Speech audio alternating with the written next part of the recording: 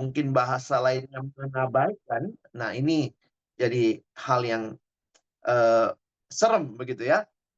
Jadi dosa bukan hanya perbuatan salah. Waktu saya melakukan yang salah, ya itu oke, itu dosa. Tetapi ketika kita juga abai terhadap kehendak Allah dan tanggung jawab moral. Saya pikir kekristenan bukan cuma agama yang bicara, lu jangan bikin dosa, ya. Tetapi kita maju lebih jauh lagi, apa yang kita tahu benar harus dilakukan, jangan tidak dilakukan. Kira-kira seperti itu. Nah, ini disinilah saya pikir nanti jadi menarik untuk kita lihat ya, beberapa contoh di Alkitab yang sebenarnya kamu sudah tahu. Kamu sudah paham, bahkan Tuhan sudah ingatkan. Nah, saya kasih 3 contoh dulu di awal. Di dalam ayat-ayat yang kita kenal, misalnya waktu bicara Matius 25 ayat 41 sampai 46. Teman-teman saya bacain ya buat kita. Dan ia, maksudnya Tuhan ini atau karena Yesus lagi bicara sebuah perumpamaan gitu ya. Dan ia akan berkata juga kepada mereka yang di sebelah kirinya, enyahlah dari hadapanku, hai kamu orang-orang terkutuk. Enyahlah ke dalam api yang kekal yang telah sedia untuk iblis dan malaikat-malaikatnya. Sebab, nah ini kata Yesus ya, ketika aku lapar, kamu tidak memberi aku makan. Ketika aku haus, kamu tidak memberi aku minum. Ketika aku seorang asing, kamu tidak memberi aku tumpangan. Ketika aku telanjang, kamu tidak memberi aku pakaian. Ketika aku sakit dan dalam penjara, kamu tidak melawat aku. Lalu mereka pun akan menjawab dia, katanya, Tuhan, bila mana kami melihat engkau lapar atau haus atau sebagai orang asing atau telanjang atau sakit atau dalam penjara dan kami tidak melayani engkau. Lalu ini kalimat yang dikatakan. Maka ia akan menjawab mereka, aku berkata kepadamu sesungguhnya segala sesuatu yang tidak kamu lakukan untuk salah seorang dari yang paling hina ini, kamu tidak melakukannya juga untuk aku. Dan mereka ini akan masuk ke tempat siksaan yang kekal, tetapi orang benar ke dalam hidup yang kekal. Teman-teman nanti bisa perhatikan, mereka tahu harus melakukan kepada sesama, tetapi mereka tidak lakukan. Nah, itu yang Tuhan Yesus memberikan gambaran. Sebenarnya waktu kamu melakukannya, itu melakukannya untuk aku. Dan kalau kamu tidak melakukannya, kamu juga tidak melakukan untuk aku. Wah, ini menarik untuk kita perhatikan ya. Jadi ada kelalaian karena sudah tahu harus dilakukan tapi tidak dilakukan. Nah, selanjutnya, ini ayat yang terkenal ya. Banyak waktu bicara soal kelalaian saya searching begitu ya. Ayat ini yang selalu muncul.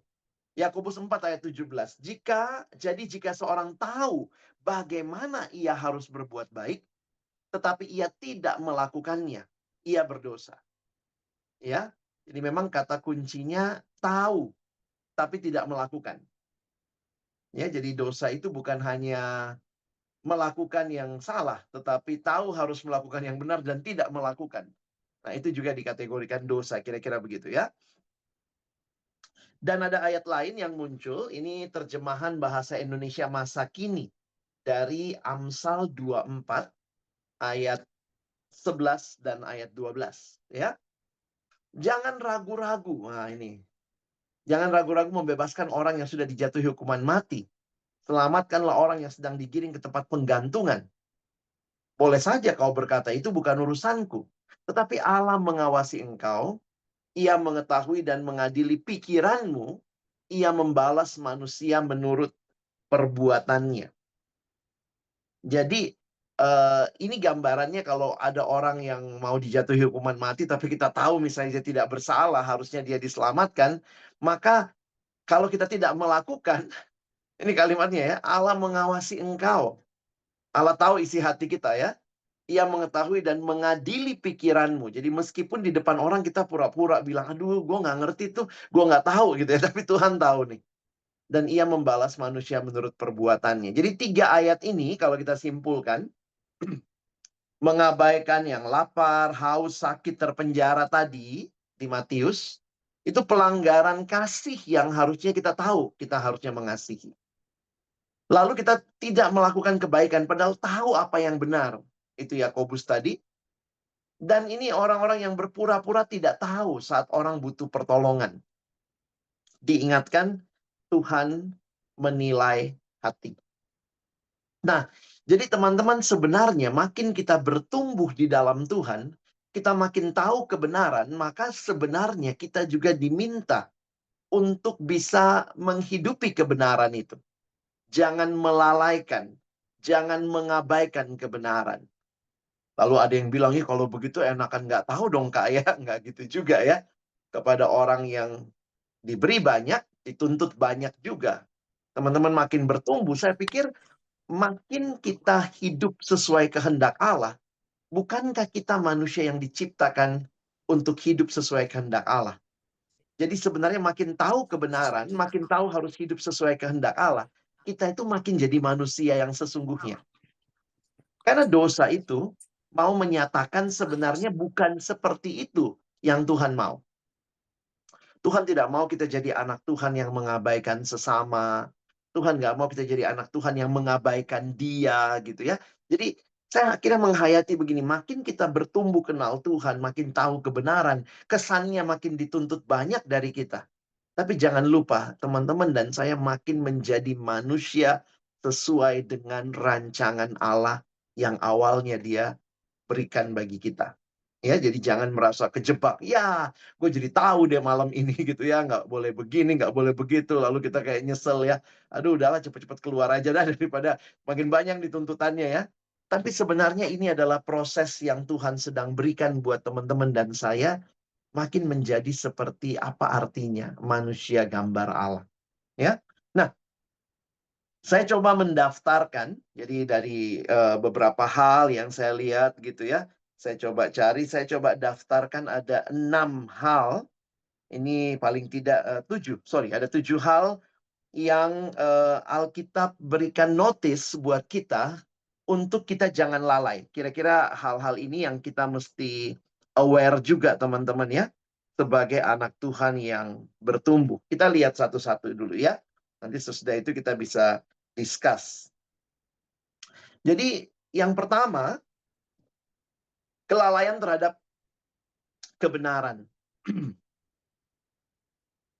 Nah ini tentu buat kita semua, tapi dalam konteks sebagai gembala, sebagai orang yang dipercayakan memimpin orang lain, menggembalakan orang lain, menjadi leader bagi sesama. Nah ini saya harus ingatkan buat kita semua ya teman-teman, kalian orang muda jadi leader ya, jadi orang-orang yang memimpin.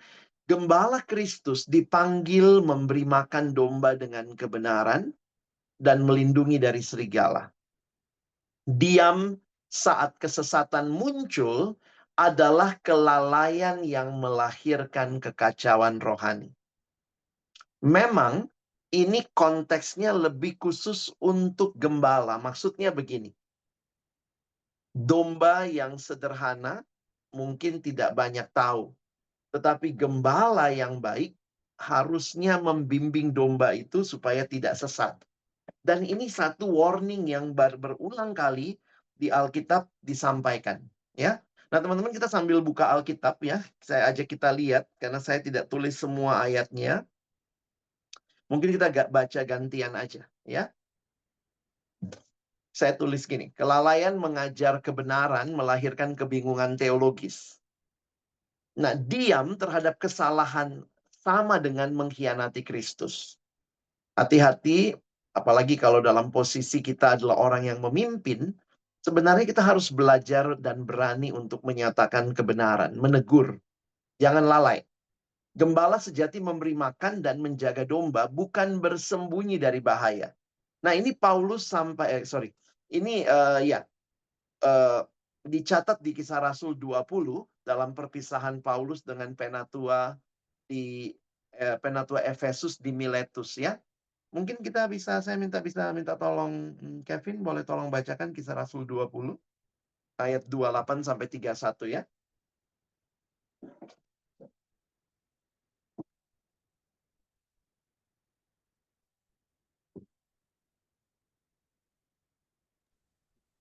Kisah Rasul 20 Kak, ayat 28 sampai 31. Ini ada di screen 28 ya, sampai. bagian bawah.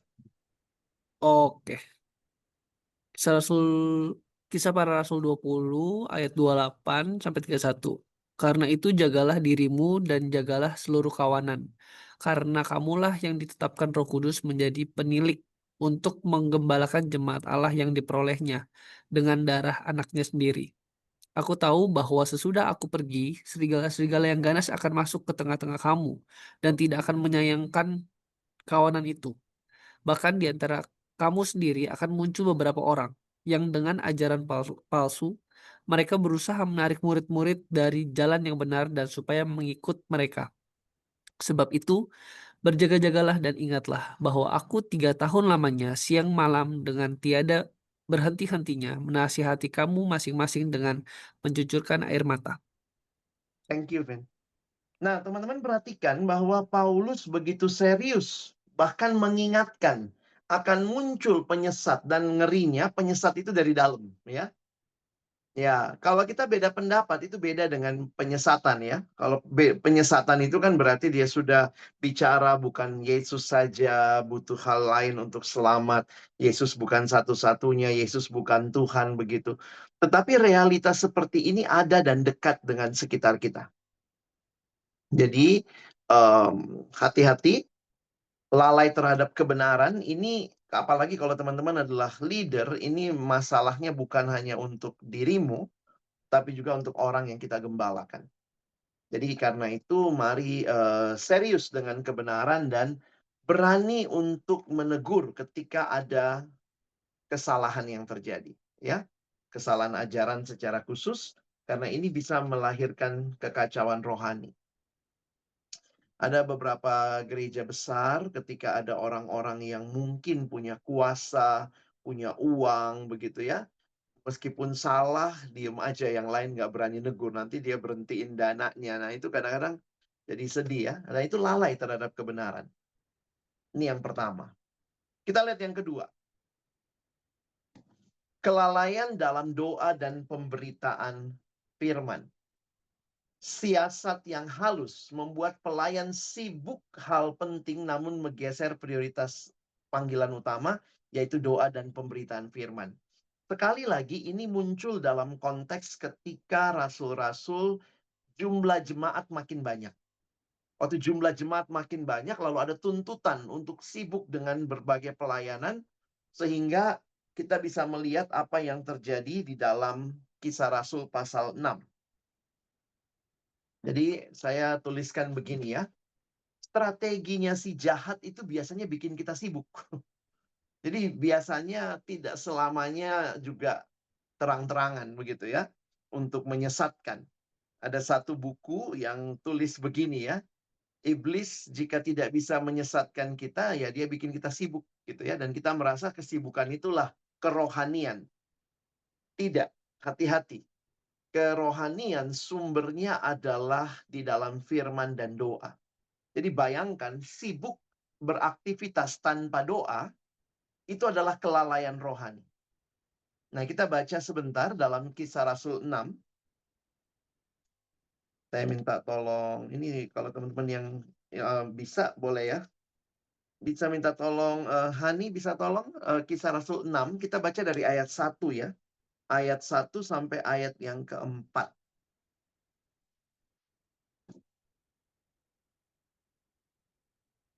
Kisah Rasul 6, ayat 1 sampai ayat yang keempat.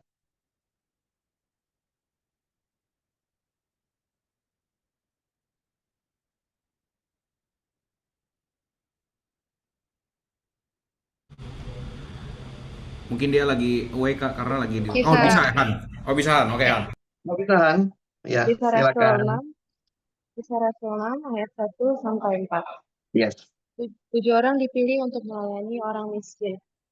Pada masa itu, ketika jumlah murid makin bertambah, timbullah sungut-sungut di antara orang-orang Yahudi yang berbahasa Yunani terhadap orang-orang Ibrani, karena pembagian kepada janda-janda mereka diabaikan dalam pelayanan sehari-hari.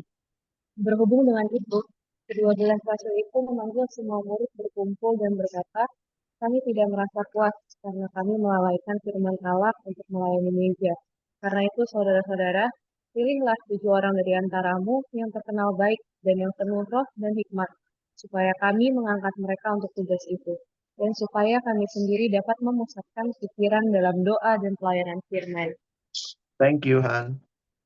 Nah, teman-teman lihat ya, ketika jemaat makin bertambah, mulai punya kebutuhan untuk ada janda-janda yang harus dilayani diakonia, begitu ya.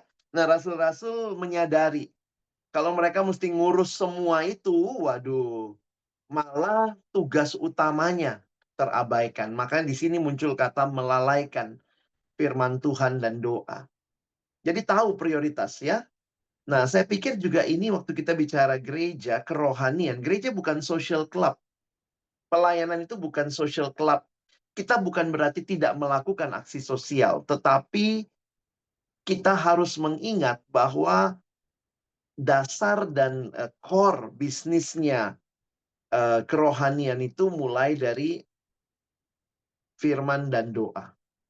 Ketika itu mewujud nyata, kan Yesus juga bilang tadi ya, waktu aku lapar, kamu memberi aku makan. Saya pikir kalau kita makin menghayati, kerohanian itu nggak terpisah-pisah.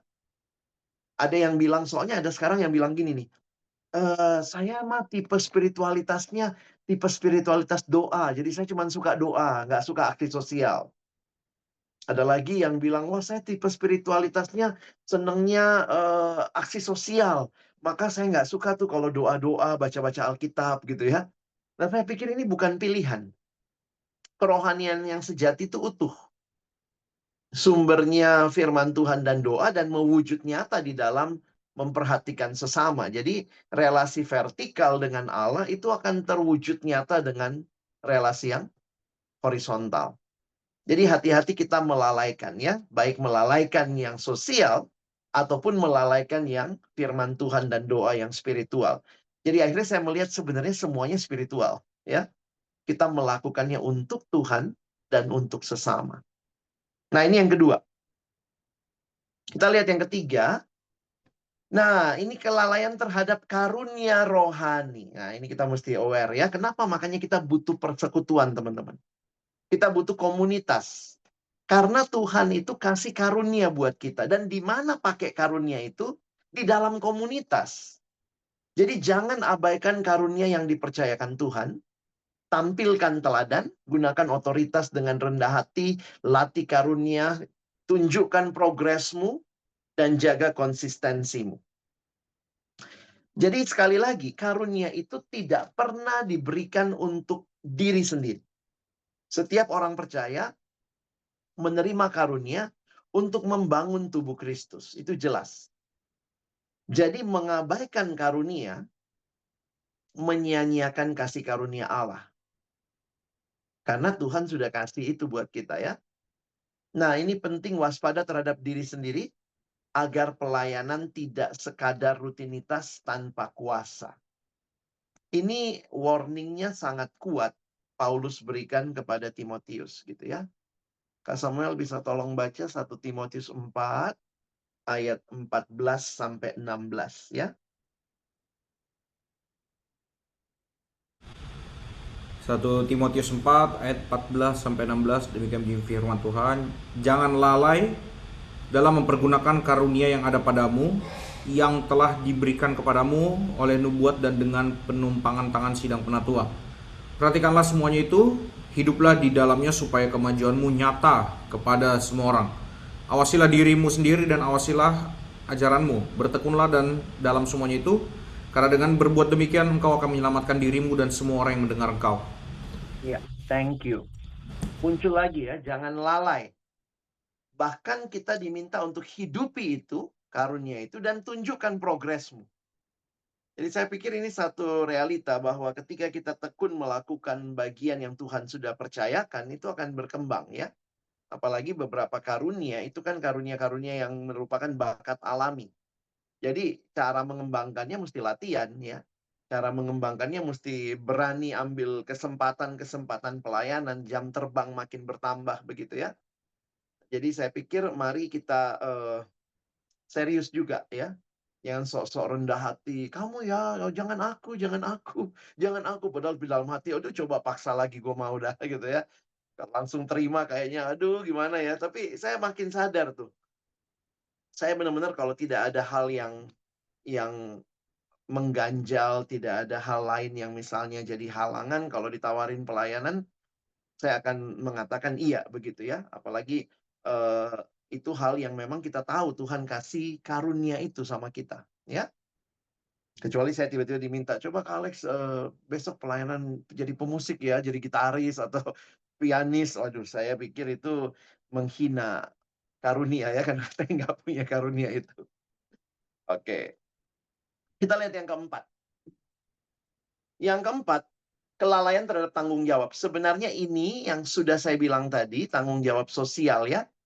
Teman-teman ingat, kita tidak hanya dipanggil untuk satu tugas, hanya spiritual dengan Tuhan, tapi juga kita dipanggil bersaksi dan melayani.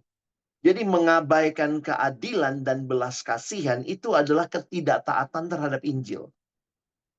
Menarik sekali Tuhan Yesus mengkaitkan perhatian kepada sesama, tanggung jawab sosial kepada sesama dengan dirinya. Kalau kamu melakukan bagi sesama, kamu melakukannya untuk aku. Dan demikian sebaliknya, kalau kamu tidak melakukannya untuk sesama, kamu tidak melakukannya untuk aku. Ayatnya kita udah baca tadi ya. Jadi mengabaikan keadilan sosial bertentangan dengan hatinya Allah. Keadilan, kesaksian tanpa kasih cuma jadi kemunafikan. Ya, bilangnya cinta Tuhan, tapi nggak peduli sama sesama. Jadi Injil yang sejati itu perpaduan antara firman, perbuatan, iman, dan kasih. Injil dan aksi sosial itu bukan dua hal terpisah. Ayatnya teman-teman udah lihat tadi ya. Jadi ingat, kita dipanggil untuk sebuah kesatuan proklamasi Injil yang namanya penginjilan verbal, tetapi juga kita dipanggil untuk demonstrasi Injil, yaitu aksi sosial. Jadi orang Kristen itu bukan cuma aksi sosial tanpa Injil, bukan cuma Injil tanpa aksi sosial ya. Itu satu paket. Yang kelima, kelalaian terhadap firman dan roh sebenarnya mirip seperti yang tadi ya. Sebagian memuliakan firman tapi mengabaikan roh. Nah, ini firman dan roh karena memang juga banyak yang sampai hari ini ya. Gereja yang satu kayaknya kuat firmannya, doktrin terus. Yang satu Roh Kudus terus nggak ada doktrinnya. Yang satu doktrin terus tapi kering gitu ya. Nah, penjagaannya keduanya berjalan bersama ya. Mengabaikan kitab suci menumbuhkan fanatisme yang liar. Tapi mengabaikan roh menimbulkan kekeringan rohani. Jadi sebenarnya ini dikotomi-dikotomi seperti ini kadang-kadang muncul dan kita mengabaikan salah satunya. Gereja saling menuding, ya. Gereja lu tuh kurang Roh Kudus. Yang satu bilangnya daripada lu kebanyakan Roh Kudus gitu ya. Jadi bercanda, berantem satu sama lain. Ya, di gereja kami doktrinnya luar biasa, tapi pujiannya kering. Orang tidak mengalami kesegaran ya. Bagi saya justru ini keseimbangan keduanya penting. Coba kita baca 1 Yohanes 2 ayat 24 sampai 27. Ini siapa nih yang bisa diminta tolong baca ya? Saya random aja, Kak Hiskia bisa tolong bacakan 1 Yohanes 2 ayat 24 sampai 27 ya.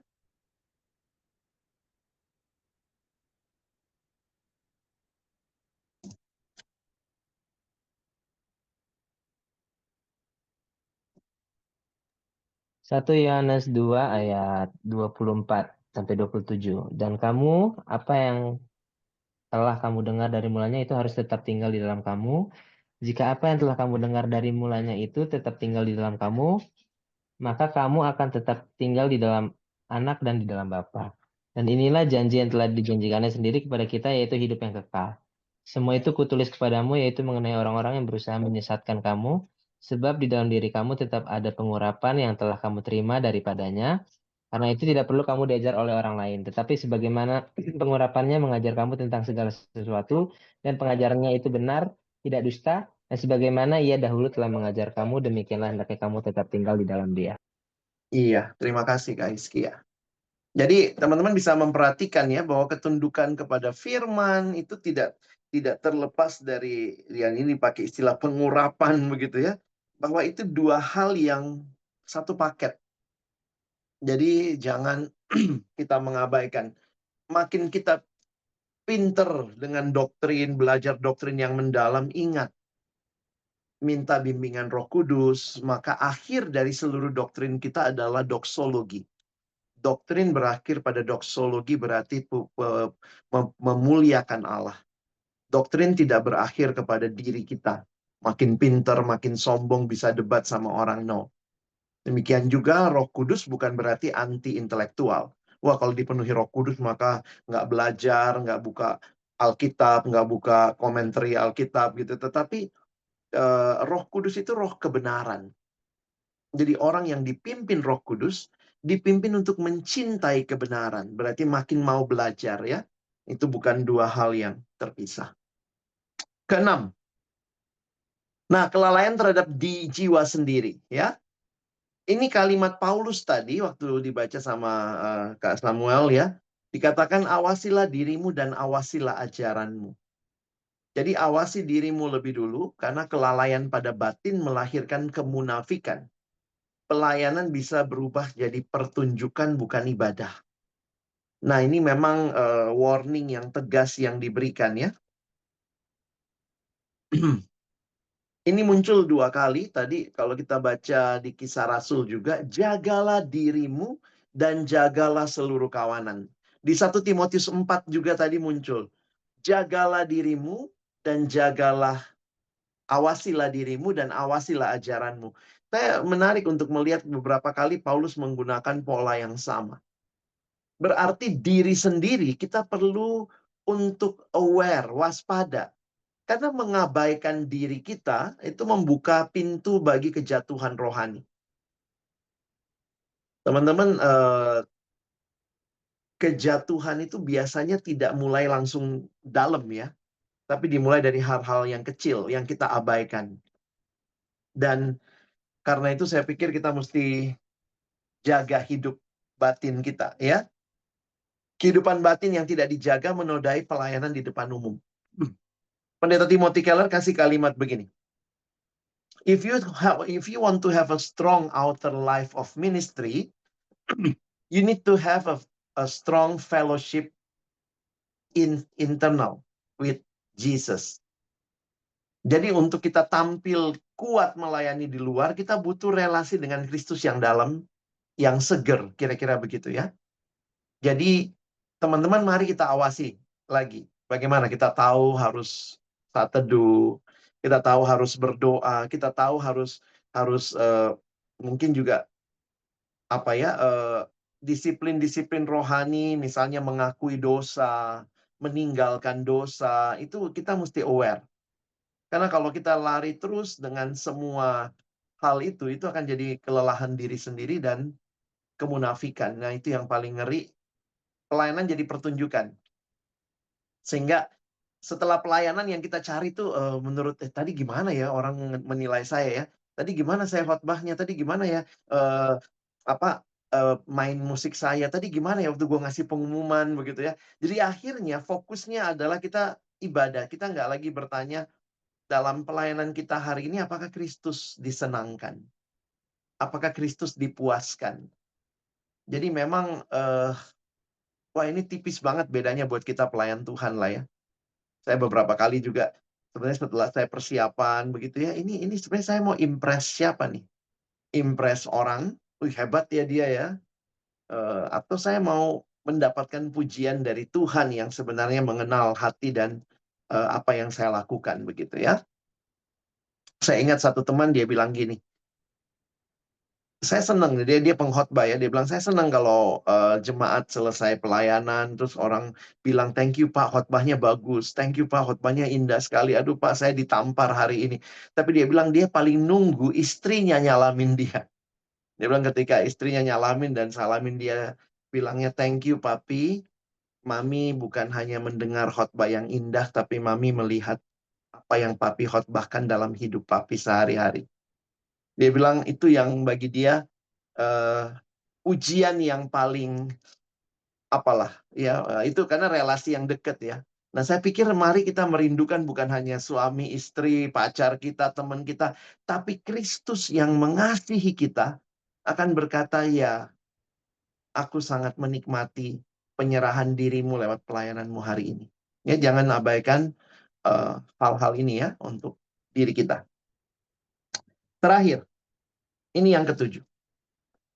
Panggilan kepada kewaspadaan dan kesetiaan. Memang kesetiaan itu tidak ada ujungnya. Dalam arti begini, waktu orang ngomong, saya udah setia, sebenarnya, ya lu masih hidup, masih lagi ya. Kesetiaan itu diuji lewat waktu. Jadi banyak seruan berjaga-jaga di dalam Alkitab. Ingat, itu tidak ditujukan buat orang non-Kristen. Seruan berjaga-jaga itu buat kita loh. Jadi teman-teman, memang kelalaian ini harus kita lihat dengan baik ya. Kelalaian untuk berjaga-jaga itu kelalaian bukan kelemahan biasa gitu. Emang gue orangnya begini, emang gue nggak teliti, emang gue kayaknya gampang jatuh dalam dosa. Tetapi kelalaian itu dosa terhadap terang yang kita terima. Yang dipanggil berjaga-jaga bukan orang yang nggak tahu biasanya, tapi orang yang udah tahu. Dan itulah kita semua ya, udah tahu kebenaran. Maka obat utama, waspadai hati, ajaran, pelayanan, dan pengharapan. Maksudnya memang kita perlu terus waspada ya.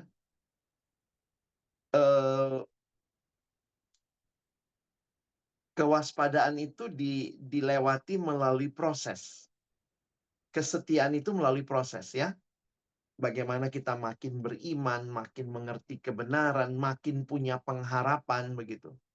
Nah, kelalaian adalah dosa, bukan sekadar kurang taat, karena udah tahu kebenaran. Nah, kesetiaan ditunjukkan melalui disiplin dan pengujian diri setiap hari. Saya baca 1 Tesalonika 5 ayat 6 ya. Ini ayat yang bisa menolong kita juga melihat kehidupan kita. 1 Tesalonika 5 ayat yang ke-6. Ayatnya sederhana.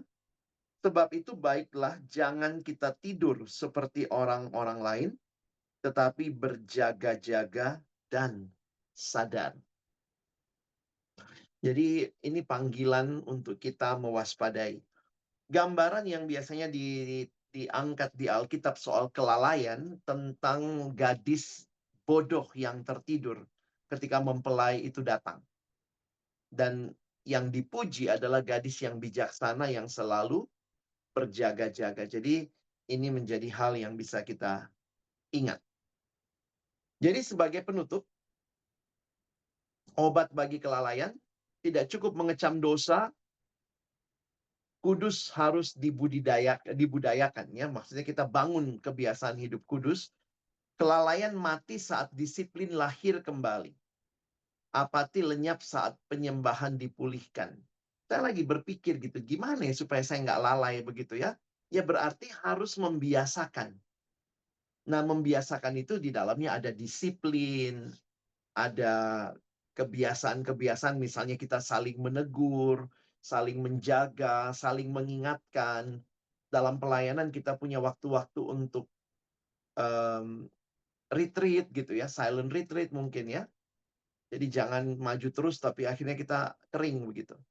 Jadi obat utama kasih yang bekerja melalui disiplin rohani.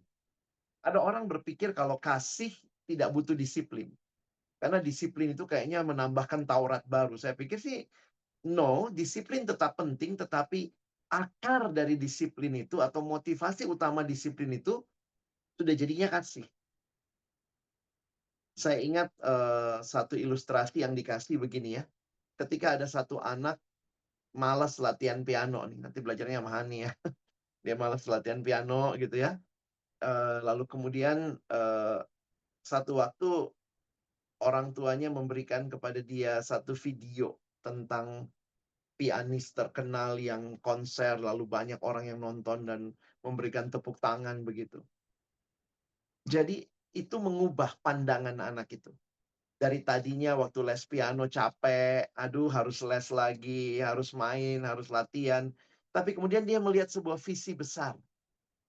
bahwa nanti dia bisa tampil di tempat yang bagus, di concert hall yang bagus, dia bisa main dan dia bisa membawa orang-orang menikmati musik yang indah, maka hari itu dia mulai disiplin lagi main piano.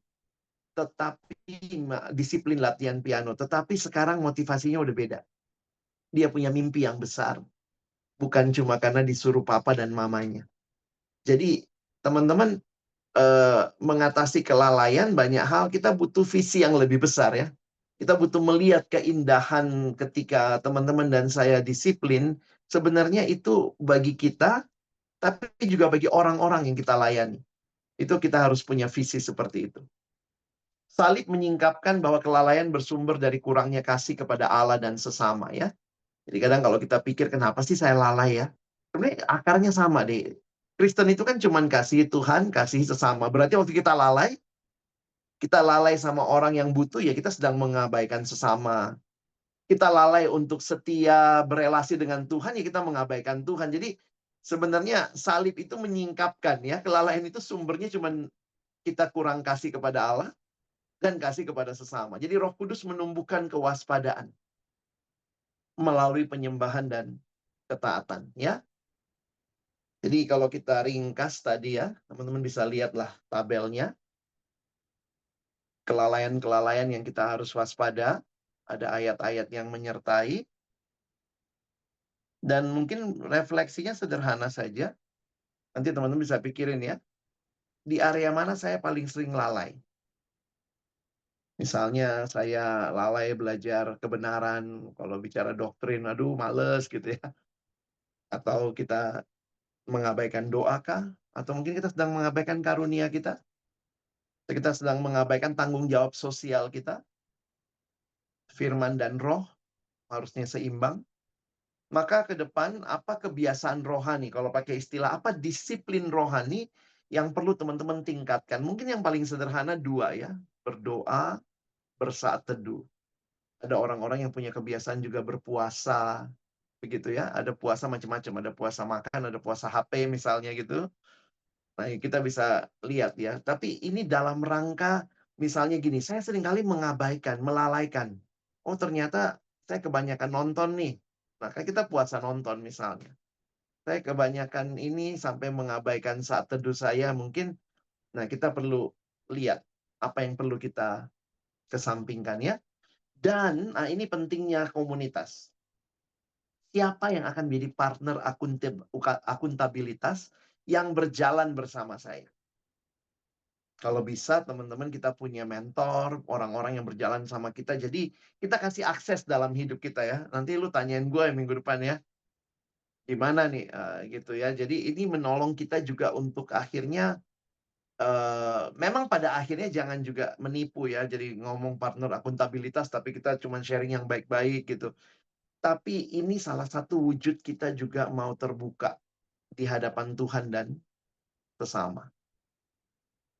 Jadi kita kasih akses. Misalnya saya beberapa kali ada teman yang berani tuh menegur. Kamu tuh kayaknya lagi gini-gini ya. Oh iya gitu ya. Nah sekarang saya lagi berjalan bersama juga Tuhan hadirkan ada 2 mentor. Karena saya tetap merasa saya butuh gitu ya. Mentor yang memang mereka tidak di Indonesia. Jadi mereka lewat Zoom. Ketemu setiap bulan. Ngobrol. Dan itu buat saya sangat menyegarkan ya. Orang-orang yang Tuhan hadirkan untuk menolong saya bisa lihat hidup saya lebih utuh lagi gitu. Jadi mereka kayak cermin ya. Saya berapa kali waktu perhatiin session saya sama mereka, dia cuma nanya. Dia nanya, saya jawab. Nah, waktu saya jawab itu dia nanya lagi. Iya ya, jadi ada beberapa hal yang saya makin sadari tentang diri saya. Jadi mungkin itu teman-teman yang saya bisa bagikan buat kita malam ini. Kalau ada hal-hal yang mungkin teman-teman mau sharing, mau tanya, kita boleh diskusi ya. Thank you. Oke, thank you so much Kak Alex buat firmannya. Oke, mungkin setelah ini eh s- aku open untuk pertanyaan ya teman-teman. Teman-teman kalau ada yang mau nanya boleh silakan langsung di chat di kolom aja atau mungkin kalau mau misalkan secara personal nggak mau kasih tahu nama secara anonim juga boleh chat ke aku juga. Aku nanti akan sampaikan secara langsung, ditanyakan di sini. Gitu. Adakah yang mau bertanya? Atau mungkin kalau lagi di rumah bisa open mic, boleh silakan.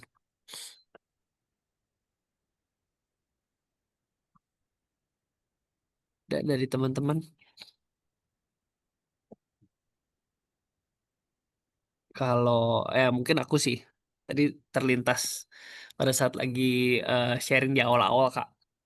Mungkin sambil nunggu yang lain juga kali ya. Aku coba bertanya. Bicara soal yang poin pertama, Kak, kelalaian terhadap kebenaran. Jadi tadi Kak Alex ada singgung sedikit terkait penyesat itu biasanya justru malah ada di dalam ya, Kak, bukan di luar gitu ya. Nah, mungkin pertanyaan pertama, kita tahu gimana kita tahu, Kak, itu adalah sebuah kesesatan? Pastinya kan adanya perbedaan ya, mana yang kalau ketika apa namanya bicara soal yang palsu berarti kan ada yang asli gitu. Gimana kita bisa membedakan mana yang asli, mana yang palsu gitu. Dan Oh. mungkin poin-poin apa kayak itu tadi kan Kak Alex kan ada sedikit mention terkait bicara tentang apa namanya a- Allah gitu kan, bicara tentang Kristus. Poin-poin apa sih Kak yang jadi dasar gitu untuk kita bisa tahu gitu.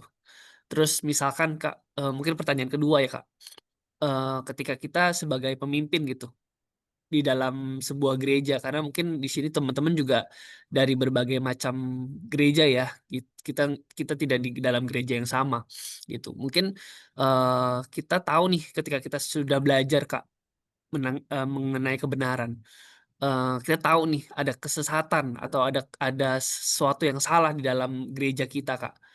Eh, Gimana sikap kita sebagai pemimpin Kak?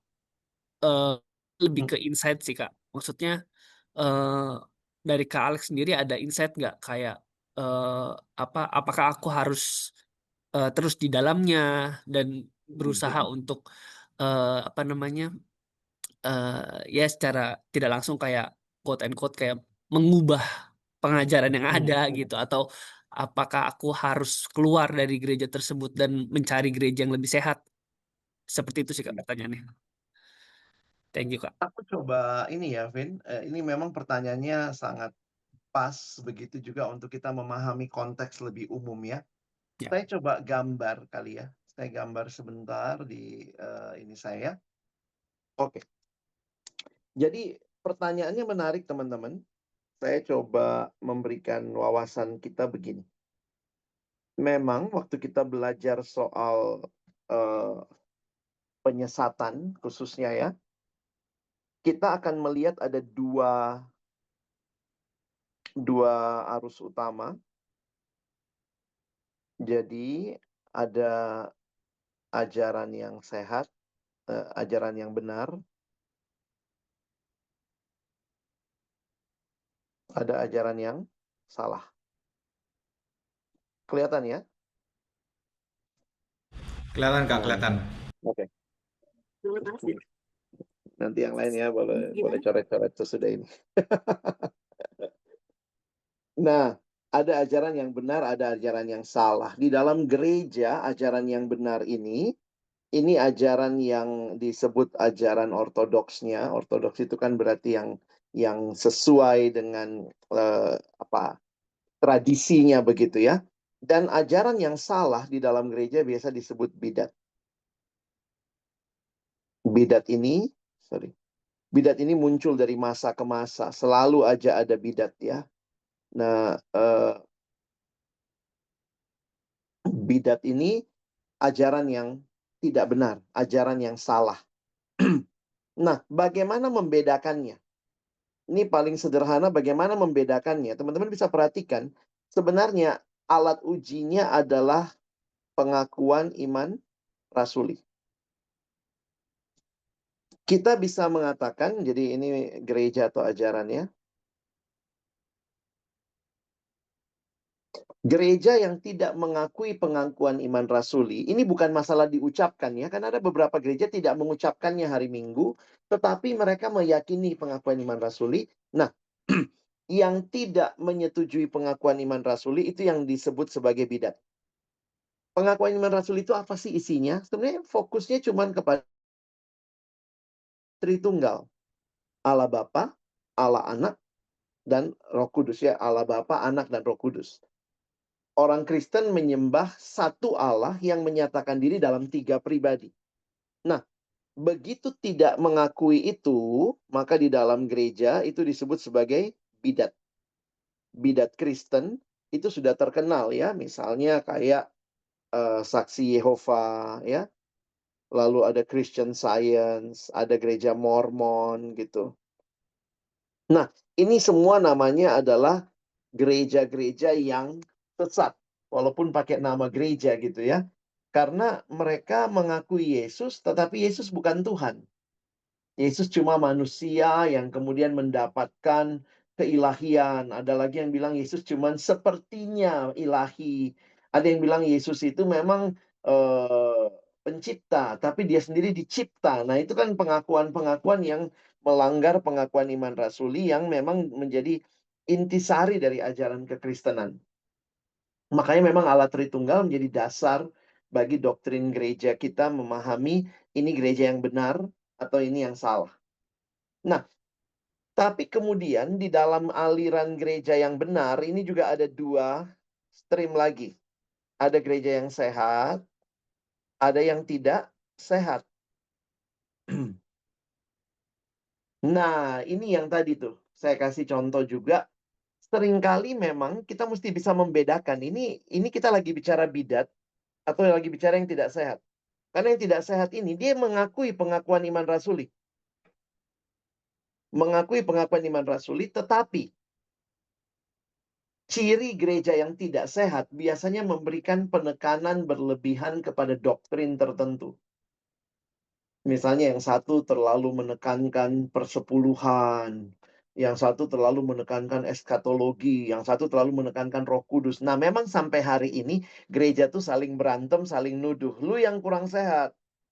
Ada yang bilang, enggak, lu yang kurang sehat. Jadi masing-masing merasa dia yang paling sehat begitu ya.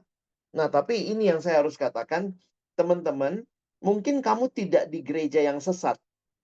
Kamu mungkin di gereja yang sekarang kurang sehat. Nah, ini yang Kevin tadi nanya. Gimana sikap kita? Saya pikir sih sikap kita adalah melihat dulu pertama, pastikan ya kita gerejanya gereja yang mengakui pengakuan iman rasuli, percaya pada Allah Tritunggal. Kalau tidak, ya buru-buru keluar lah ya. Nah, tapi juga kita mesti melihat apa ajaran inti dari gereja kita. Makanya penting sekali untuk tanya.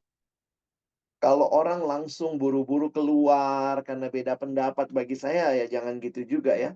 Tanyalah, pelajari doktrin di gerejamu. Kenapa kita dibaptisnya begini? Kenapa gereja kita mengakuinya seperti ini? Kenapa ini seperti ini dan itu? Sehingga kita bisa memahami.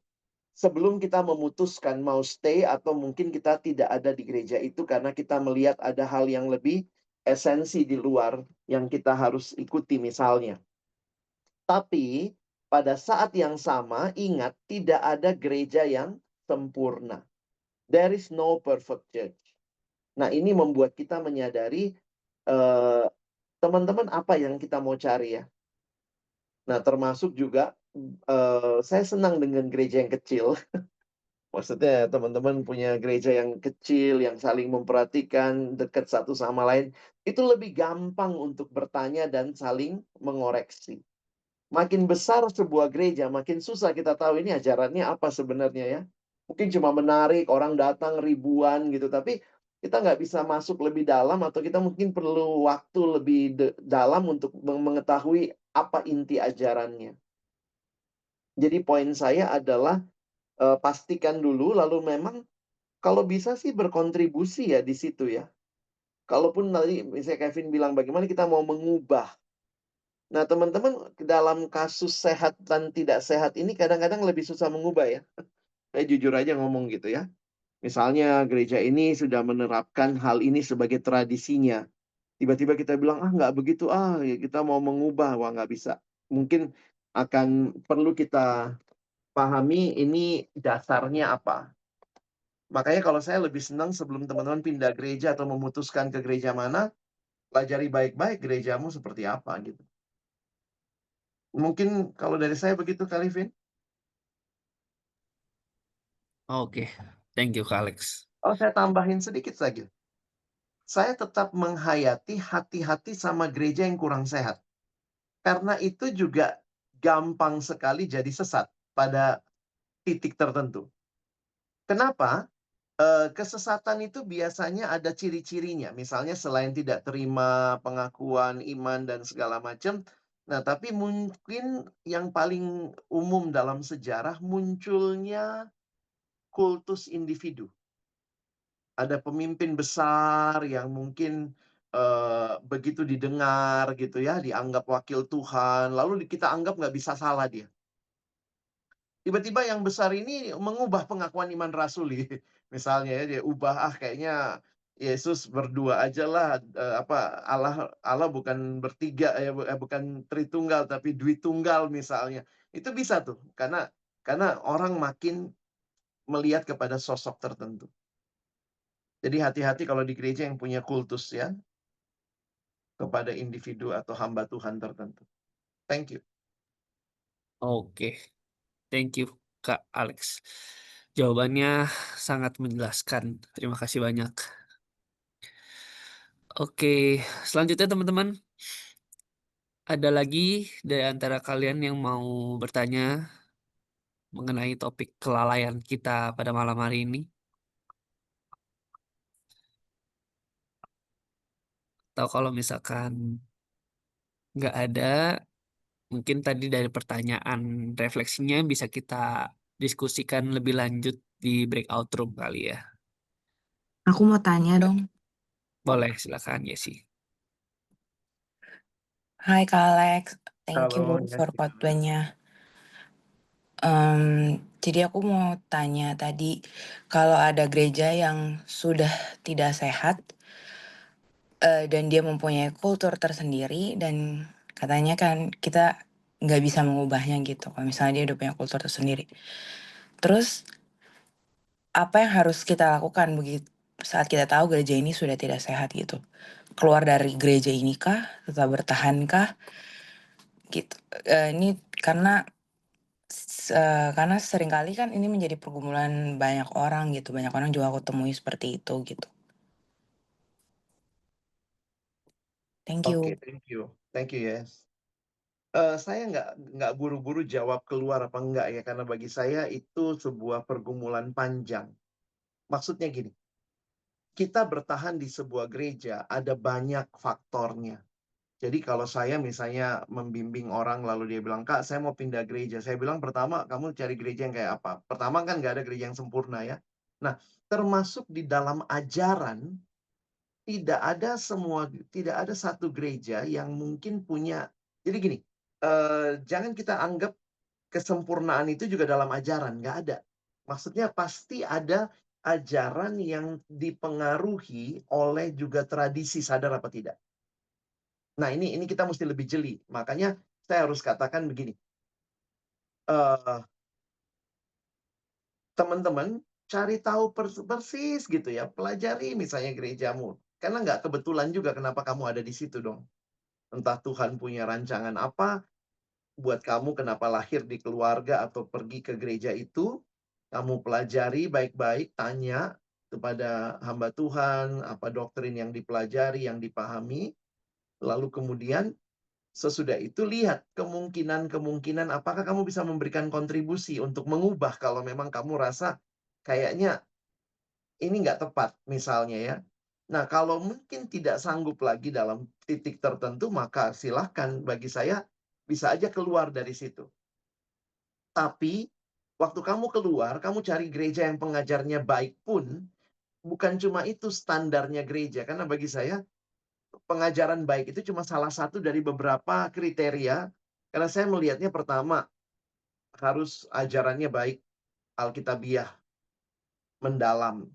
Lalu yang kedua, gereja itu tempat di mana kita bisa berkontribusi.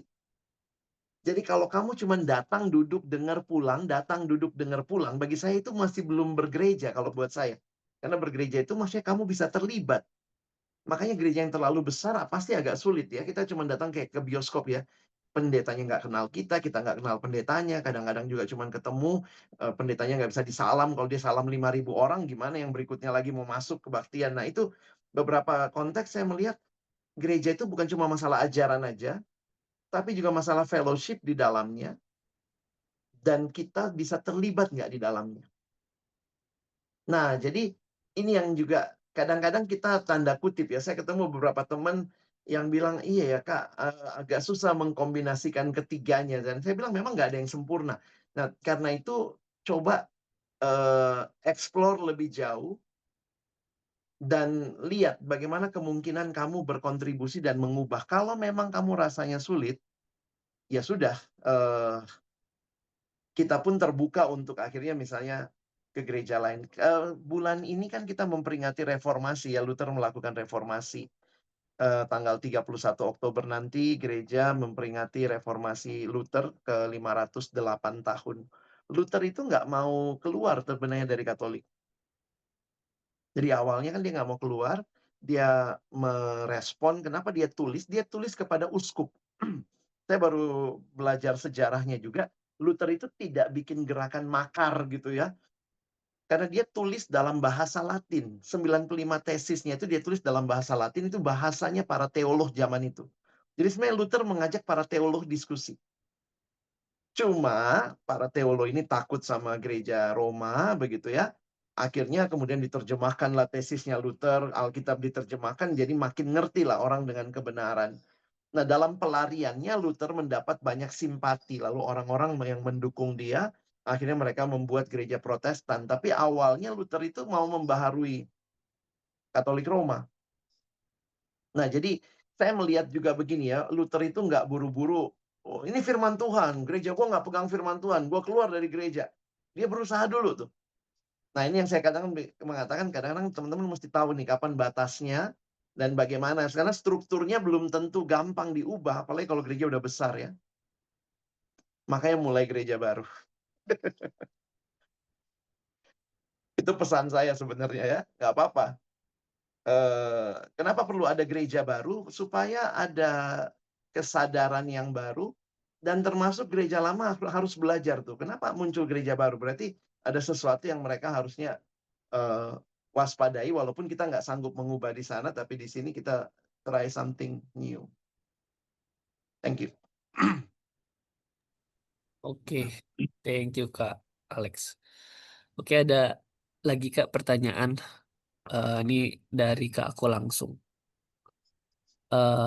Yang pertama, pertanyaan pertama, apakah ketika kita lalai di dalam memperhatikan baik ajaran maupun culture dalam gereja dan kita membiarkan diri kita di sana, apakah berarti kita sudah lalai Kak terhadap jiwa kita sendiri gitu? Dan yang kedua, kalau kita tidak berkontribusi terhadap gereja, apakah kita juga bisa dikatakan lalai? Tadi mungkin ada sedikit Kak Alex sudah singgung, cuma mungkin boleh dijelaskan kembali Kak. Thank you. Nah, memang ini buat saya juga harus katakan sebenarnya kan gini ya, tanggung jawab kita kan masing-masing ke Tuhan ya. Jadi misalnya ya, kayak orang nanya, jadi kakak masih di gereja kakak gitu ya? Iya, saya masih di gereja saya gitu. Walaupun juga ada beberapa hal yang saya tidak puas, saya tidak dapat kesempatan melayani misalnya juga. Tapi saya masih melihat ada bagian yang Tuhan bisa kasih ke saya untuk saya lakukan. Jadi mungkin saya nggak bisa melayani di mimbar umum, tapi mimbar-mimbar yang lain saya masih bisa begitu. Nah, jadi dalam pergumulan saya bergumul lalu kemudian berdoa, ya ini pilihan saya masih ada di sini, kira-kira begitu.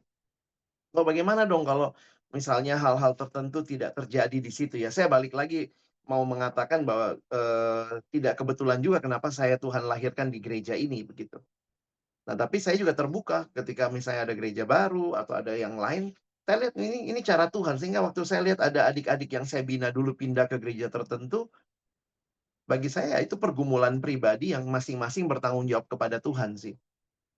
Jadi memang agak sulit kalau kita mengatakan begitu ini langsung keluar atau tetap stay, lalu mengorbankan jiwa kita. Kalau saya sih ngelihat, saya nggak mau juga ngorbanin jiwa saya. Jadi untuk kesegaran waktu saya belum sekolah teologi segala macam, jadi saya tetap di gereja saya, tapi tanda kutip ya, kadang-kadang nyari jajan di gereja lain gitu, ya.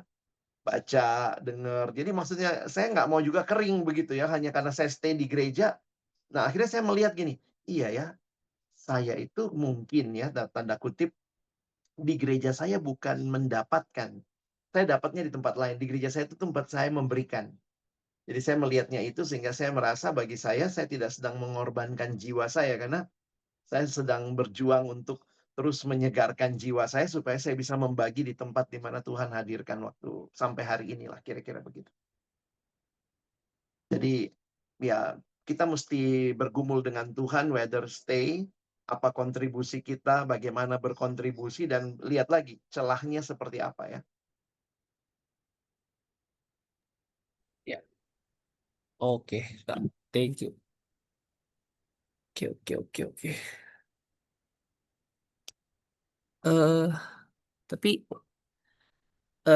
ini pertanyaan dari aku sih, Kak. Ketika Kakak tadi coba menjelaskan ya.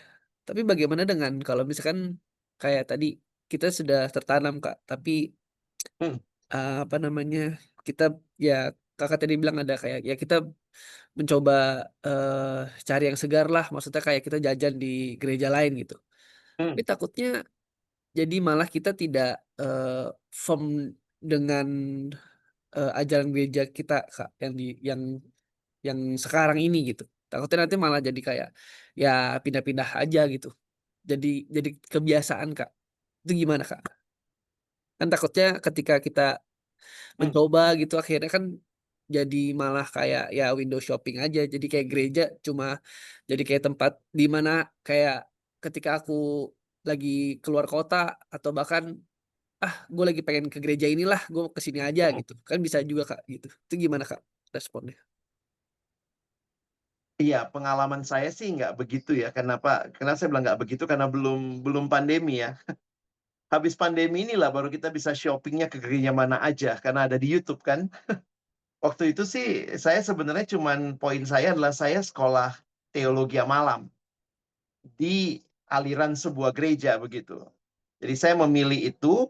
Jadi sebenarnya saya nggak pindah-pindah kemana juga, tetap ke gereja saya gitu ya. Cuma maksudnya untuk dapatkan makanan itu saya memilihnya bukan jalur ibadah minggu di gereja orang. Mungkin kalau pengalaman saya gitu sih, Vin. Jadi bukannya saya eh, cari makannya di gereja orang. Ada kan yang datang gereja pagi, nanti siangnya kemana gitu. Enggak, saya enggak gitu sih. Saya memilih tetap di gereja saya. Nah, saya dapatnya di luar hari Minggu. Waktu itu saya Ah, ambil sekolah teologi yang malam, dan sekolah teologi itu memberikan wawasan buat saya, dan mungkin beberapa doktrin itu berbeda dengan apa yang sebenarnya gereja saya yakini, tapi poin saya adalah ya itu tidak esensi. Misalnya ada hal-hal yang tidak esensi. Misalnya ada gereja bilang nggak boleh mempendetakan perempuan. Gereja ini bilang boleh mempendetakan perempuan. Itu kan beda. Gereja saya boleh mempendetakan perempuan. Saya hmm, sekolah di tempat yang tidak mempendetakan perempuan. hmm, Bagi saya itu nggak terlalu inilah, nggak matters. terlalu esensi ya. Nah, jadi poin saya adalah teman-teman kalau mau kan bisa baca buku, bisa sekarang bisa lihat YouTube gereja lain. Maksud saya untuk jiwamu sendiri belajarlah kebenaran, dan mungkin ada orang-orang tertentu yang Tuhan hadirkan bisa bimbing kita sih. Jadi Hmm, saya tidak menganjurkan pindah-pindah gereja ya, karena bagi saya itu jadi memang kamu. Tapi kalau kamu tanya, apakah kita ada di gereja yang kita seluruhnya setuju doktrinnya? Belum tentu juga. Saya bisa hmm, tetap di situ, walaupun saya belum tentu setuju the whole doctrine of the church. Karena apa? Ya, banyak sih pertimbangan praktis ya. Saya bisa bilang, oke, di sini mungkin doktrinnya tidak semuanya saya setujui, tapi saya sangat menikmati komunitasnya. Maka komunitas jadi daya tarik juga. Ada yang bilang, tapi harus ajarannya yang utama. Ajaran juga kalau kita perdebatkan, kadang-kadang ada hal yang nggak bisa ketemu sih ya. Mau nggak mau ya memang, makanya untuk beberapa gereja baru, untuk masuk jadi anggota ya mesti katekisasi. Supaya jelas ajaran gereja kamu setujui, kamu ikut, barulah kita terima jadi member. Tapi sebelum itu ya sudah, hanya sebatas simpatisan. Kira-kira begitu.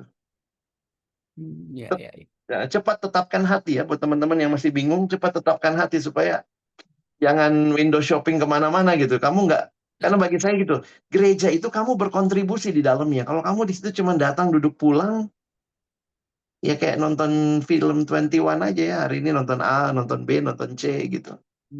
Kamu harus ikut bersih-bersih 21-nya. Nah itu baru namanya bergereja. Ya, ya, ya, ya. Oke, oke, oke. Tadi Nice. siapa? Thank you, Kak. Bersih-bersih gereja. Hari Minggu kalian udah bersih-bersih dari awal sampai akhir ya.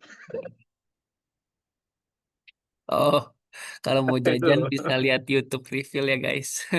Betul. Masuk. Tadi Iya, Dea Dea. katanya mau nanya, Vin, Dea. Iya, Ya, tadi mau nanya. Dea. Iya, boleh silakan, Dea. Open mic, Kak. Oke, baik. Shalom, Kak. Shalom Dea. Ya, Kak, dia mau bertanya. Nah, tadi kan Kak sudah memaparkan materi dan terima kasih banyak karena itu banyak buat dia belajar dari materi lain. Tapi dia penasaran nih, Kak. Ini ada satu kayak misal satu case lah. Kan tadi Kak ada bilang bahwa kelalaian itu ketika kita tahu nih berbuat baik, tapi kita tidak melakukan itu. Dan juga Kak tadi menjelaskan tentang ya salah satunya itu mengabaikan karunia. Tapi seandainya ada case-nya seperti ini. Jadi kayak contohnya di bagian musik nih. Tapi itu dia tidak tahu musik artinya kan menyanyi lah. Bukan tidak tahu tapi tidak bagus suara-suara yang memang bagus begitu. Kayak bukan di situ karunianya dia. Nah, penasaran seperti yang Kak bilang bahwa pelayanan itu memang bukan pertunjukan. Ketika kita melayani ya bukan tentang kita bisa atau tidak kan, tetapi kadang kan kita memang kayak tidak siap aja karena seperti bukan karunia kita di pelayanan yang dipercayakan itu. Seperti begitu, Kak. Nah, tetapi seperti yang Kak bilang juga tadi bahwa Tuhan itu melihat hati. Jadi dia mau bertanya, ketika kita menolak satu pelayanan yang kita rasa itu kita kayak tidak siap, bukan karunianya kita.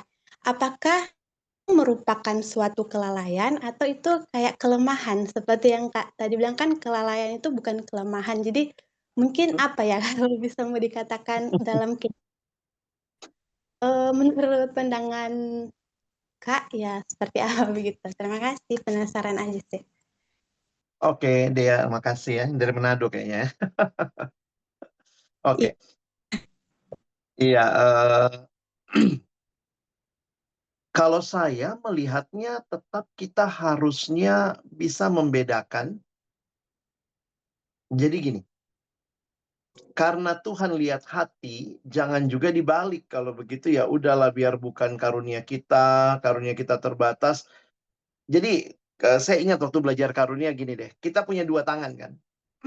Ada tangan kanan, ada tangan kiri. Teman-teman nulis pakai tangan apa? Mungkin sebagian besar nulis pakai tangan kanan kali ya. Karena mungkin kalau yang kidal aja pakai tangan kiri. Nah, teman-teman nulis pakai tangan kanan. Tapi tangan kirimu bisa nulis juga nggak? Bisa juga. Tetapi tidak sebagus tangan kanan. Nah, sebenarnya di dalam perjalanan pelayanan komunitas kita, kita harus menemukan karunia-karunia tangan kanan kita. Yang memang kita bagusnya di situ. Dan saya nggak terlalu setuju kalau orang bilang yang penting Tuhan lihat hati, maka dia bukan karunianya di situ, ditaruh di situ. Yang penting Tuhan lihat hati. Tapi jemaat lihat mulutmu, jemaat lihat suaramu gitu ya. Bayangkan kalau ada orang nggak tahu nada, lalu kita taruh jadi song leader gitu. Ya, tiba-tiba dia cuma nyanyi satu nada gitu ya. Yesus itulah satu-satunya penolongku yang sungguh. Jadi kita nggak bisa tuh hal-hal kayak begitu tuh bagi saya karunia itu berbeda-beda. Karena berbeda-beda, maka kita harus melihat mana karunia terbaik kita dan kita persembahkan menjadi pelayanan yang memuliakan Tuhan. Dan sebenarnya di sini peran komunitas. Karunia itu ditemukan di mana? Di dalam komunitas seringkali. Jadi sebaiknya juga nanti bahas ya karunia-karunia rohani di dalam komunitas, masing-masing menemukan ada tes karunia kan, itu yang biasanya dibuat beberapa ini, ada tesnya. Kita bisa lihat tuh yang mana bagian kita. Nah, yang bukan bagian kita ya nggak usah kita terlalu effort di situ ya.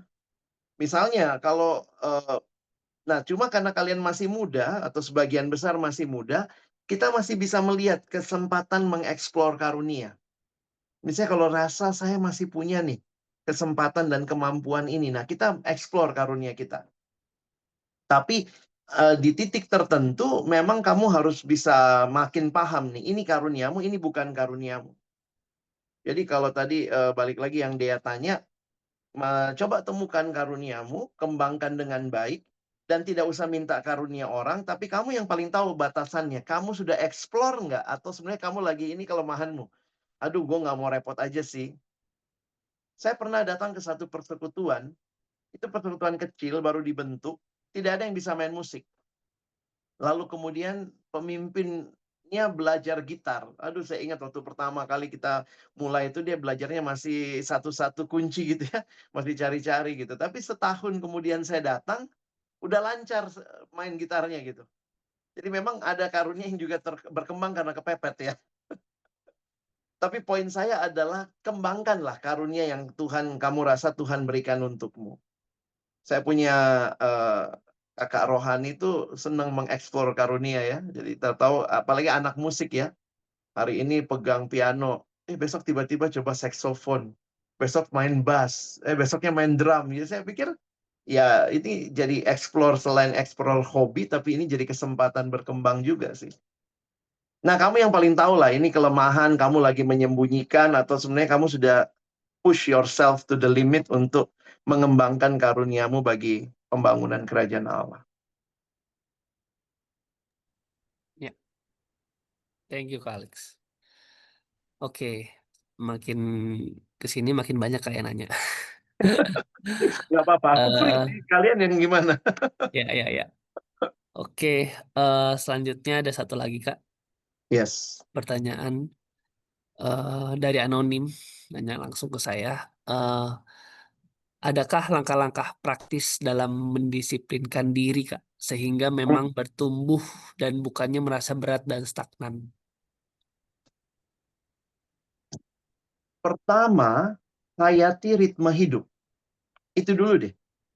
Disiplin aja dengan ritme hidup ya. Saya ini paling basic dalam hidup. Tuhan kasih kita satu hari 24 jam. Jadi bagi saya kalau kamu bisa atur 24 jammu itu udah the basic life discipline. Sederhananya gini, karena waktu bicara uang kita beda-beda ya. Ada yang uangnya banyak, ada yang uangnya dikit gitu ya. Kalau bicara karunia beda juga. Ada yang karunia banyak, ada yang karunianya dikit. Tapi kalau bicara waktu, semua dapat yang sama. Kita semua dapat 24 jam. Nggak ada yang lebih kan, nggak ada yang kurang. Tiap orang dapat 24 jam. Maka basicnya adalah setia sama disiplin. Pertama, Tuhan kasih yang namanya 8 jam istirahat. Ini kalau lihat pembagian hidup ya. 8 jam istirahat, 8 jam studi atau kerja. Kalau kamu studi ya 8 jam. Dan 8 jam tidak studi, tidak kerja, tidak istirahat. Itu namanya leisure time. Jadi sebenarnya kita punya 8 jam setiap hari. 8 jam untuk istirahat, 8 jam untuk kerja, 8 jam untuk tidak kerja, tidak istirahat. Itu namanya leisure time. Nah, kalau mau tanya sederhananya, kamu manfaatin dengan baik nggak? Waktu orang itu bilang, aduh gue nggak ada waktu saat teduh. Saya mau tanya, lu nggak ada waktu saat teduh? Terus emangnya kurang waktu? Jangan-jangan kamu kebanyakan tidur. Tidurnya lewat 8 jam. Tapi kayaknya generasi ini bukan kebanyakan tidur. Bukan kebanyakan kerja juga, kebanyakan leisure time. Padahal leisure time itu, jadi kalau kita masukkan, di mana masuk doa saat teduh? Sebenarnya masuknya doa saat teduh, ibadah, itu kan masuknya di 8 jam tidak kerja, tidak istirahat. Jadi sebenarnya kalau kamu bisa atur hidupmu, jadi misalnya udah jam berapa bangun, jam berapa saat teduh, jam berapa berdoa, jam berapa kita ibadah setiap minggu, hari apa misalnya ada komunitas online, hari Selasa jam sekian. Nah, itu kalau kita bisa atur hidup kita seperti itu, kalau jam makan kamu makan, jam istirahat kamu istirahat, HP-nya ditaruh, kalau harus bangun kamu bangun, itu aja basic life discipline itu kalau kamu bisa lewati dengan baik, itu udah disiplin yang baik.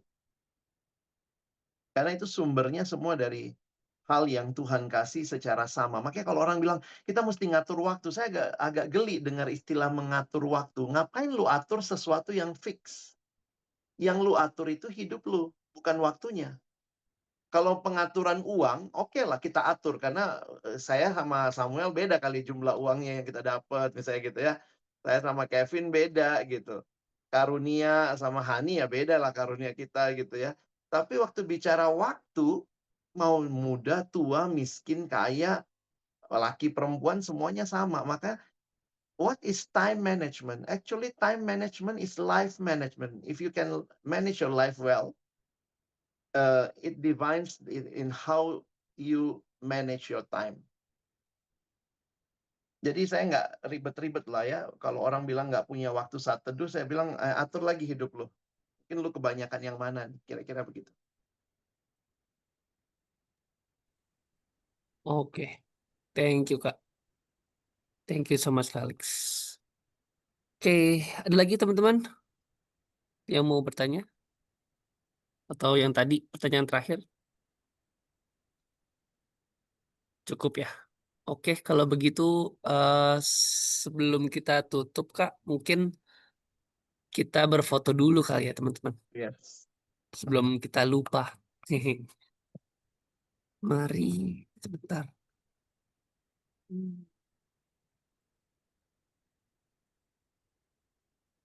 Teman-temannya, teman-teman yang bisa open cam, boleh silakan open cam.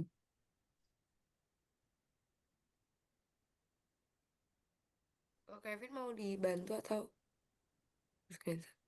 Boleh, Vin, kalau ini, kalau bisa. Oke. Thank you Kak Alex. Sama-sama, Vin.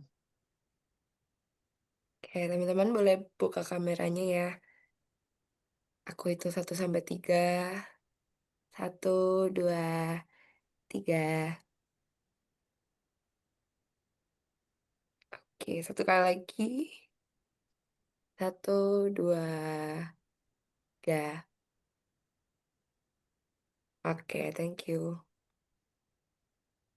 Oke, oke, kita selanjutnya aku ada sedikit pengumuman teman-teman.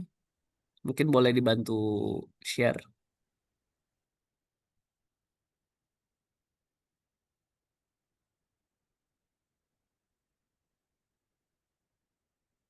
Nah, oke. Sedikit pengumuman teman-teman, kita ada acara Real Sport, acara fellowship gitu. Kita adakan, kita bisa kumpul bareng-bareng. Itu ada di Monas, gitu ya, di Sabtu ini. Sorry, Sabtu depan berarti, tanggal 1 November, teman-teman. Untuk jamnya itu di jam 4 sore. Nah, kalau teman-teman yang bingung nanti mau kumpul di mana, teman-teman mau langsung datang ke tempatnya atau mungkin mau ngumpul dulu bareng kita ada titik kumpul di gereja kita di Reveal di Beleza Permata Hijau. Jadi teman-teman yang mungkin daerah Jabodetabek, Jakarta, Bogor, Depok, Tangerang, Bekasi, itu kita bisa janjian. Di sini ada kontak personnya, aku sendiri. Teman-teman bisa kontak aku. Kira-kira gimana kita ketemunya gitu. Terus mungkin transportasi apa yang bisa dipakai? Kayak mungkin dari Bogor bisa naik kereta atau mungkin naik Transjakarta atau dari Jakarta Utara gitu. Misalkan ada mau ikutan. Kalau nanti ada teman yang sekalian barengan itu bisa aku coba bantu untuk konekin seperti itu. Jangan lupa ya teman-teman, Kalau nggak bisa lari, ya nggak apa-apa, jalan aja. Karena nggak harus lari, karena pasti banyak yang juga nggak kuat lah lari. Jadi bisa jalan, kita have fun, maksudnya fellowship lah bareng-bareng, kita ngobrol-ngobrol ya. Karena ini kan selama ini kan kita secara online aja gitu. Nah, ini kita eh, buat pertemuan secara onsite gitu. Oke, selanjutnya pengumuman selanjutnya.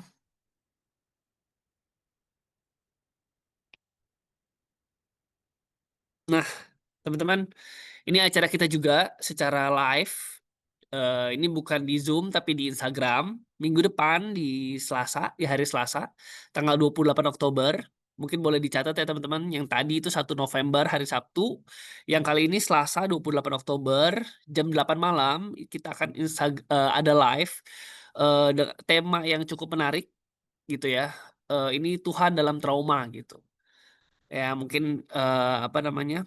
Ada pertanyaan di antara kita kayak katanya Tuhan itu kasih, tapi kenapa dia harus membiarkan kita mengalami penderitaan, mengalami kesulitan? Itu yang mungkin teman-teman lagi dalam pergumulan, boleh banget untuk join Instagram live kita karena nanti akan ada apa live di sana, mungkin teman-teman bisa dengerin dan mungkin bisa menjawab pergumulan teman-teman. Seperti itu, ya. Ini akan kita post juga di Instagram Real, realcommunity.id. Teman-teman yang mungkin belum follow, boleh silakan follow ya Instagram kita. Juga ada di TikTok ya. Mungkin banyak teman-teman dari sini, yang di sini tahu Real dari TikTok juga ya. Gitu. Kita akan update juga di sana gitu. Ya, jangan lupa untuk eh join, dicatat tanggalnya. Oke, selanjutnya. Ya, ini ada persembahan teman-teman. Mungkin boleh teman-teman bisa transfer ke rekening BCA. Kebetulan rekening ini adalah rekening penasehat dari komunitas ini, Real, dan gembala kita Gereja Reveal, Kak Samuel Evans. Teman-teman bisa transfer untuk mendukung pelayanan kita di sosial media dan movement kita di Instagram dan YouTube, TikTok gitu, teman-teman.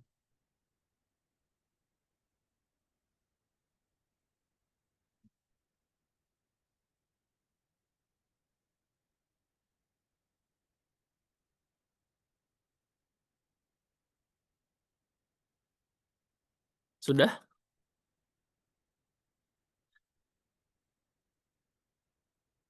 Kalau sudah mungkin boleh dikasih reaction biar aku tahu beberapa orang yang sudah. Ini yang baru kayak harus nge-save nomornya dulu kali. Ya beberapa udah.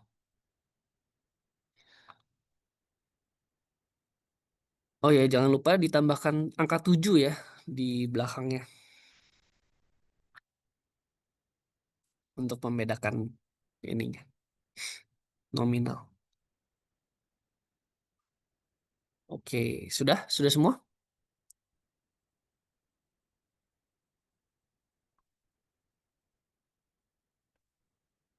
Oke, aku rasa udah semua ya, teman-teman. Oke, kalau gitu mungkin akan aku tutup ibadah malam hari ini dengan doa. Teman-teman mungkin kalau ada yang mau didoakan secara personal, boleh tulis di kolom chat. Nanti akan didoakan.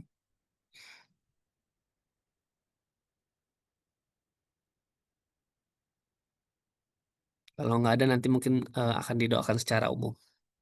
Nanti aku akan pimpin dalam doa.